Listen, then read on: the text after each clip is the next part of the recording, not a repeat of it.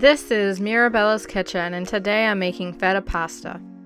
If you'd like to cook with me, please check the description below for a list of the ingredients and a shout out to my Patreons. I start by dicing a medium-sized shallot.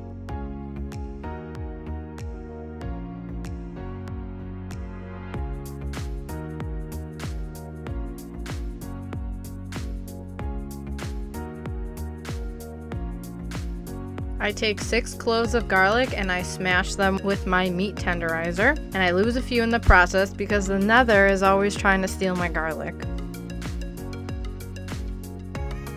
I take 2 pints of cherry tomatoes. I like to use the very colorful ones, and I add it to a 9x13 inch baking dish. I add the shallots. I add the garlic. Then I generously season with some freshly ground black pepper and also some coarse kosher salt. I take about 1/4 of a cup of olive oil and drizzle it over the top of all the ingredients. And I toss everything in the olive oil and the salt and pepper so it's evenly coated. I take a 12-ounce block of feta cheese and I put it into the middle, and I turn it a few times to coat it in some olive oil and some salt and some pepper. And I add a little more olive oil on top for good measure. I'm going to pop that into a preheated oven to 400 degrees Fahrenheit. I'm going to start at 35 minutes.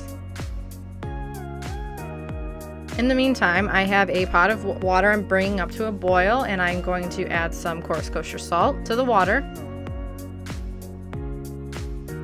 And I'm going to use some giant fusilli pasta with this. They just look so awesome and intriguing at the store. I also take about a handful of fresh basil and I coarsely chop it. This will be for topping. Once the water has come to a boil, I take my pasta and add it into the water, and I cook it until al dente. After the pasta has cooked, I remove it from the water and I reserve about 1/4 of a cup of pasta water.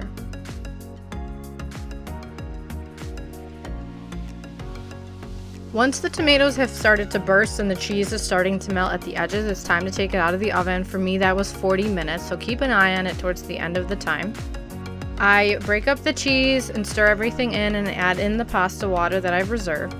Then I add in the cooked pasta and I mix until everything is very well combined.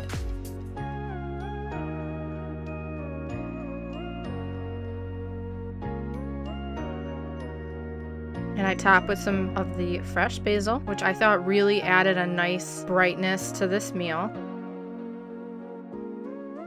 And that's feta pasta. Thanks for joining me today. I make new videos on cooking every Wednesday. Please support me on Patreon and on Facebook at Mirabella's Kitchen.